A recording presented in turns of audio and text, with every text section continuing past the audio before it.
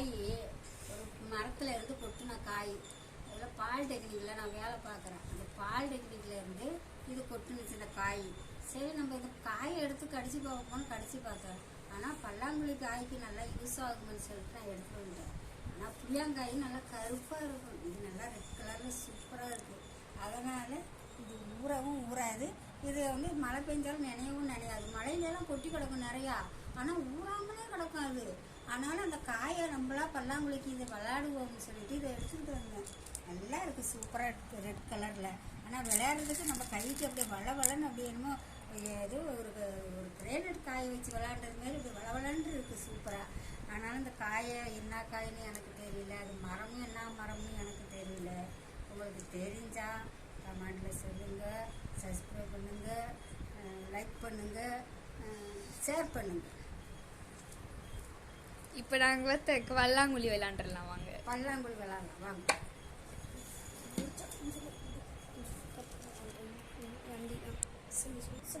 இது பழைய காலத்து பல்லாங்குழி ஆட்டம். இப்போ உள்ள பிள்ளைங்களுக்கெல்லாம் இது விளையாட தெரியாது. அதனால் இது என் பேத்திக்கும் என் பேரனுக்கும் இதை நான் சொல்லி கொடுக்குறேன். இந்த காயை போட்டு விளையாடும் போது பாருங்களேன், அவ்வளோ சூப்பராக இருக்குது. இந்த காய் அப்படியே நம்ம வளவளன்னு இருக்கு பாருங்களேன் காய்.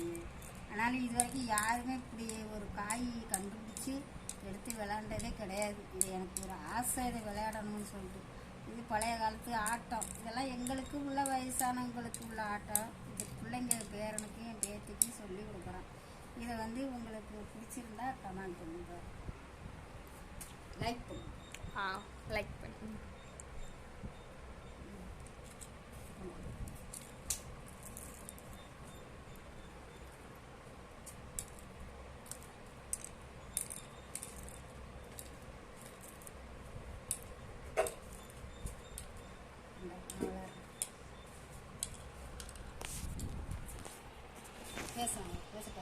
பேசாயா பிள்ளைங்க லீவில் வந்துருக்குறோம். இப்போ பேர பிள்ளைங்க மாவட்ட பிள்ளைங்க நாகப்பட்டினம் லீவில் வந்துருக்கோம்.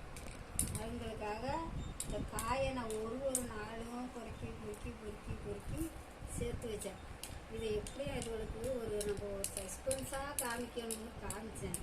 அந்த காயை பதில் அதுகளுக்கு ஒரு சரியான சந்தோஷம். என்ன இந்த புளியாங்காய்க்கு பதிலாக இந்த சிகப்பு காய் அப்படின்னு எடுத்து பார்க்குதுங்க, கடிச்சு பார்க்குதுங்க, தண்ணியில் போட்டு பார்க்குதுங்க. ஊறவே மாட்டுது. நல்லா இருக்குது இந்த காய்னு சொல்லிட்டு பேத்திக்கும் பேரும் சரியான சந்தோஷம் இந்த காயினால். அதே வச்சுட்டு காலையிலேருந்து என்ன விளையாட வாயான்னு கூப்பிட்டுக்கிட்டே இருக்கா. நான் வீட்டு வேலையும் பார்த்துக்கிட்டு சமைச்சிக்கிட்டு அங்கே அந்த வேலைக்கும் போயிட்டு இப்போ 1 மணிக்கு சாப்பிட்றதுக்காக வீட்டுக்கு வந்தேன். இந்த காயை வச்சு என்னை விளையாண்டா அப்படின்னு என்னை தொல்லை கொடுக்குதுவோ. அதனால் இதை நான் விளையாடணும்னே என்னால் முடியல. அதனால உட்காந்து இதை விளையாடணும். நான் விளையாடுறேன். என் பிள்ளைங்களுக்காக இதை நான் விளையாடுறேன்.